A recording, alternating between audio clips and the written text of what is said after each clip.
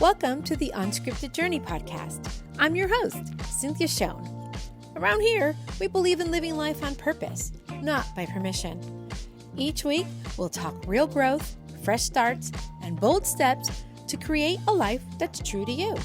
So grab your coffee, get comfy, and let's take this journey together.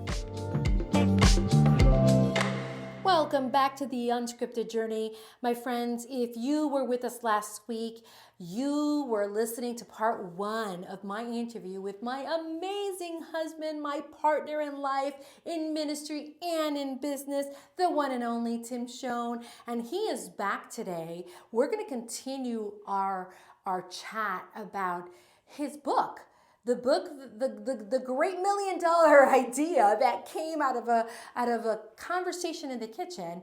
But really, this book is amazing. We're going to get into the nitty-gritty as to what it's about and what the purpose is of this book. So, Tim, welcome back. Thank you for coming back and joining me for part two of this amazing interview. Oh, I'm so excited to be back for part two. Yeah, how do you feel about being on the Unscripted Journey? Oh, I love it. I'm the first guest on the Unscripted Journey podcast. The first one, yeah. I think you're going to have to come back. I definitely would love to come back. You know, everybody knows the Unscripted Journey is about really living kind of your life on your own terms and creating something that's solely yours, not something that somebody's put on you, whether it's a label or they're telling you, you should do it this way, you were made to do this, you should be this or that. And I think this whole journey that you and I have been in, and you in particular with your role at the school and this new book, that for me is an unscripted journey. What do you think? I would completely agree. I'm like, nobody...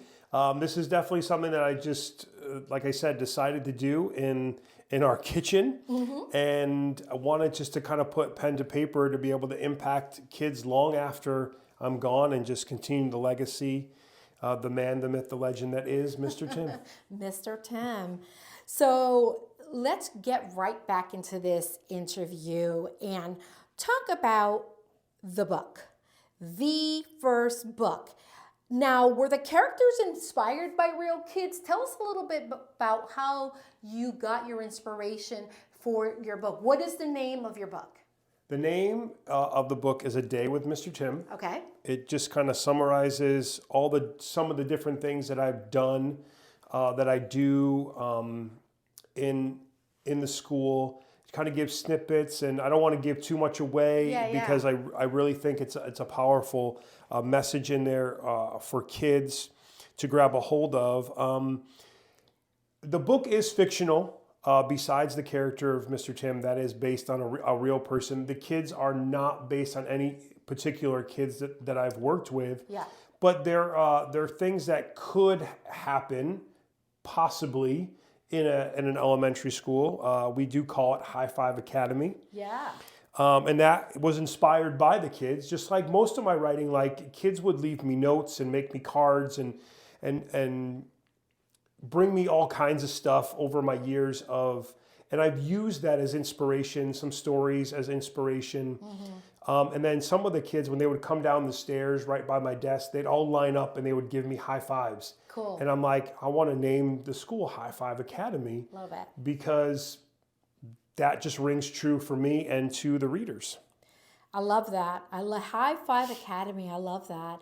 And obviously, you're protecting a child's identity. You would never write anything that would cross that line, but we do draw our inspiration from experiences. Yeah, 100%. Yeah.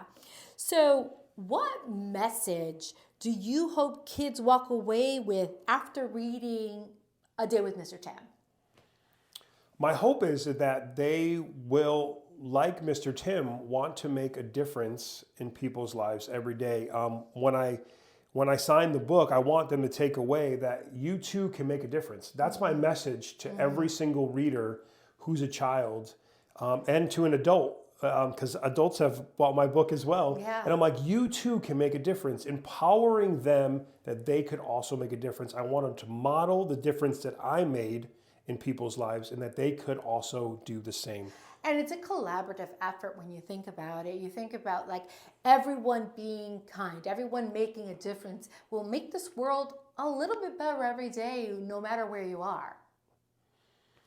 Yes, 100%. And in the book, I talk about something that we start in the book is what we call the Smile Patrol. And that's simply something where students look out for ways that they can make other students' lives better by showing kindness, by showing that they care, and then making a difference in their life. And we use some examples in the book. I don't want to give them away, but it encourages kids that they can also make a difference by joining the Smile Patrol.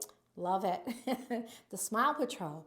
Now, obviously, we want to inspire not only kids, but parents and educators. What do you want parents and educators to notice about this book? How do you want them to incorporate this into the everyday life when they're dealing with their child or with the student? Well, I think it just goes with the premise that they too can make a difference, that they too can look for ways to have an impact on a child, especially teachers, if they can have an impact on a child that maybe needs a little bit extra help, that they can see something, they'd be like, okay, this child isn't understanding something, maybe I should give this child a little bit more attention, or partnering them up with somebody who's a little bit further along where they can come alongside. And a lot of times that happens in schools where they can get a buddy to help them through something, to kind of help transition them through a certain assignment or a project. And it's really about just grabbing a hold of what can I do that's bigger than myself, that I can help somebody else become better. Yeah. Yes, 100%. I think the presence that you created, and I think it shows. And guys, you have to get the book. Get the book, okay? We're gonna have all those links available for you. But in a world that feels so unsafe, I think that children need a sense of security. They need a sense 100%. of comfort. And I think that this brings that. And we want the parents and the educators to feel like this book is going to also bring that sense of security and purpose to their child, whether it's at home or in the classroom. Yeah, like everyone needs somebody to look up to. I remember when I was a kid, one of my heroes was Hulk Hogan. I'm maybe dating myself right now, but I loved Hulk Hogan. I was a Hulkamaniac, and I thought I'm like, and now like superheroes are a huge thing where kids and students can look to.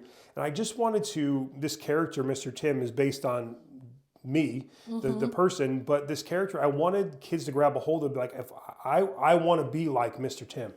I want to do the same things that he does. I want to spread kindness the way that he does. I want to bring security and help people the way he does. I want to make people's lives better the way he does. And if they can do that, that's an incredible resource that I'm hoping that they'll grab a hold of from this story and this book. For sure. I believe that. 100% believe that. Having a faith background, working in a school, how did you balance that? In writing something that's accessible for all kids, whether they have faith or not. I know this is not a book about faith. It's not a book about religion or God, but God is in you. Yes, God is in me, and God comes out, he's the center of my life. And I can only be me. And what made me write this book was the fact that I have this desire in my heart to make a difference in people's lives and positively impact them every day. And that comes from him. And he's given me the ability to do that. He placed me there. He gave me the ability to write this book. I believe that that people can see him in my life. That's my prayer. That's my hope. But I don't talk about that, but you can see him there. Why do you think kindness, safety, and just general presence matters so much in childhood?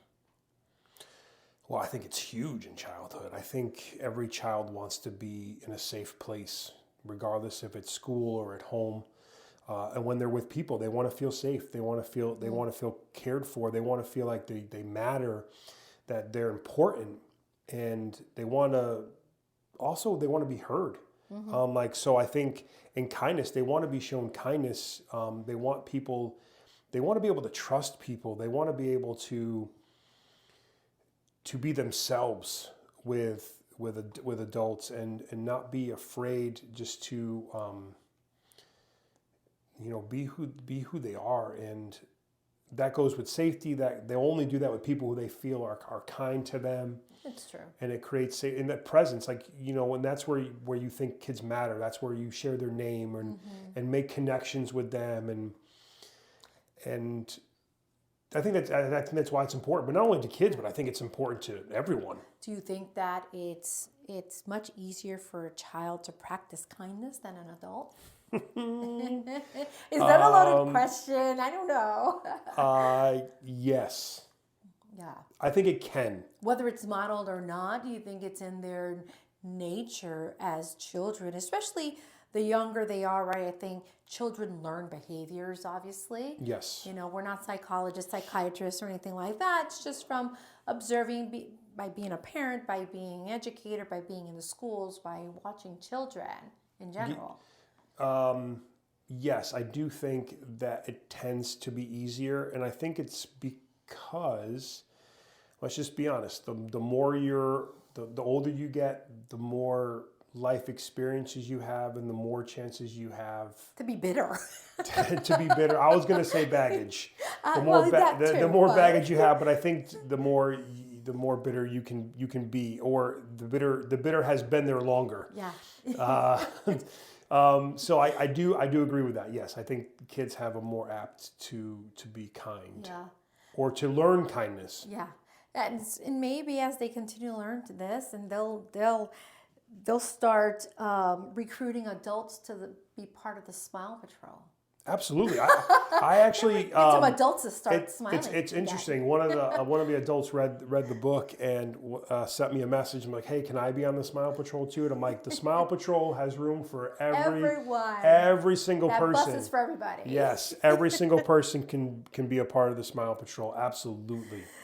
So I saw your creative process with this book, and I know that it was different. What was different about this season of your calling? It was different. We're still doing ministry. So I want you all to understand that just because, and I think we touched on it a little bit, only because we're not within the confines of four walls on a pulpit preaching or speaking or imparting, that it's not ministry. This is still part of the calling. Absolutely. Ministry is only maybe 10% behind a pulpit. Everything else is done on couches and coffee shops and dinner tables and text messages and emails and phone conversations and walks and talks and all that kind of stuff. It's all about imparting life to people in many different ways. And honestly, this part of my journey has been, I would say, very fun. Very fun to do this book and be able to impart life in this way. Now, you talked about legacy. You talked about this being part of that legacy. What do you hope the book represents in your overall life's work? I hope that that when people read it, they're like, this is really who he was. Mm-hmm. Like people that know me, that have worked with me, that have seen me and experienced me in any form, that they would be like, you know what, this is a fictional book, but this part is really true. Tim really is. who he says he is, right? this kind of person yeah. that's portrayed. Like, this is who he is. This isn't just a character that was made up, but this is really how he lives his life. Yeah, I can attest to that. 20 years of being married to this big guy. I can totally attest to that. So, A Day with Mr. Tim, do you see more books coming in the future? Like, what is the future of Mr. Tim? Well, the first book is called The Day with Mr. Tim, but it's Yep. under the umbrella of a series Yeah, come on. called Mr. Tim's Safe School Adventures. Because a school is not really truly safe without kindness, care, and community. And so my heart was to make a series, but you have to start with one. Yeah. So this is like an introduction book to High Five Academy and the character of Mr. Tim. But the next book, which is already written, just hasn't gone into creative production yet, because we want to see how this first book does. And one thing I will say, that in this first book, A Day with Mr. Tim, there is an Easter egg for the second book, and I'm not going to tell you what it is, but if you find it, there is an Easter egg in here for something to do with the second book. And some people have figured it out. They have reached out to me. And so every book in the series will have an Easter egg for the next next book. But right now, I definitely foresee, I hope, many books. I think there's a lot of different topics. Actually, people have written me like, hey, are you going to touch on this topic or that topic or this thing or that thing? And honestly, like, I would love to touch on so many different, I think there's endless topics where Mr. Tim could help students navigate through life. Yes. I love that. I love that. So you heard it. You have to get the book. You have to read the book, and you have to look for that special Easter egg that could be setting up the next book. I know what the next book is about, but I am sworn to secrecy. But I will tell you that it is good. It is so good. So if a kid reads your book, they grow up and they remember you, Mr. Tim, what do you hope they'd say about you? What do you think they'd say about you? And I know you've seen a lot of kids through the schools. You've seen them grow up. You've seen them go on to middle school, high school, and even graduate. And years later, you've seen that. Well, that is an interesting question. I will say this: when this book was first announced, one of the students that I've worked with many years ago, I saw a screenshot of a conversation that she had with her mom, and her mom and I worked together in my early days of working with kids. And she goes, "Oh my God!" She goes, "I'm so excited to read this book. I will tell you that Mr. Tim was one of the adults that I truly trusted and I really felt safe around." And the fact that person now is an adult and still says that, I hope that people that are now students that read this book and they look back on it maybe in 20 years and they'd be like, they would look back on it and be filled with joy that they were able to have a relationship with me, and that they could say that he really was who he says he was, and he had a positive impact on my life, and my life was better because he was in it. That's what I would hope that they would say. I love that. And that is a great way to wrap up this episode. As you heard it here, the first book in the Mr. Tim Safe School Adventures is called A Day with Mr. Tim. This is an intro book, and it is available for purchase. Where can they purchase this book? The best place to purchase it is from a place called Ingram Sparks. That's where I get my books. That's where this book is created and printed and published. Ingram Spark. We'll put put a link in the link in the show notes, and you can link there. That's the one that gives me the most credit. All right. Well, we want you to get the credit that you so deserve. You worked hard on this book. I saw it. I've seen it. I'm still seeing the creative process. It's amazing to watch. So if you have kids, what's the age group for this book, Mr. Tim? It's perfect for kids in grades K through 3, but Okay. I am on full authority that some preschoolers do love the book, even if it's going to be read to them. But it's great. The younger the students, the better that they can grow with this series. But I've even had some fourth graders buy this book, and they loved it as well, even though it's probably beyond their at least learning things. But the joy of kindness and learning kindness, even adults could read this book and get something out of it. Oh, absolutely. I was sitting here in the office the other day and I just picked it up and I read it and I smiled, and it's just a great book. It's very warm and caring. The Mr. Tim character is the kind of character that you want to expose your young child to. It's full of kindness and love and just safety. So if you have a child in that age group, I encourage you to get this book. Don't walk, run, get the book, people, because you want to read it. Now, I'm sure there's possible book tours in the future. If you're an educator and you want to invite him to your school to read to your students and present the book, we're going to put his contact information for his social media in the show notes. You can reach out to him and invite him. Definitely invite him, because there's a message to be told and he's got it. He is the real deal, and I don't say that just because he's my hubby. He is absolutely the real deal. Well, my friends, thank you so much for listening to The Unscripted Journey. So excited that you joined me for this very, very special interview. Don't forget to like this episode, share with your friends, share it with everyone that needs to hear this story. Until next time, my friends. We'll see you soon. Thanks so much for listening to the Unscripted Journey podcast. If today's episode lit a spark in you, keep that momentum going with the Unscripted Journey Reflection Journal. It's a guided space to help you tune in, take action, and start living life on your terms. It's available now on Amazon.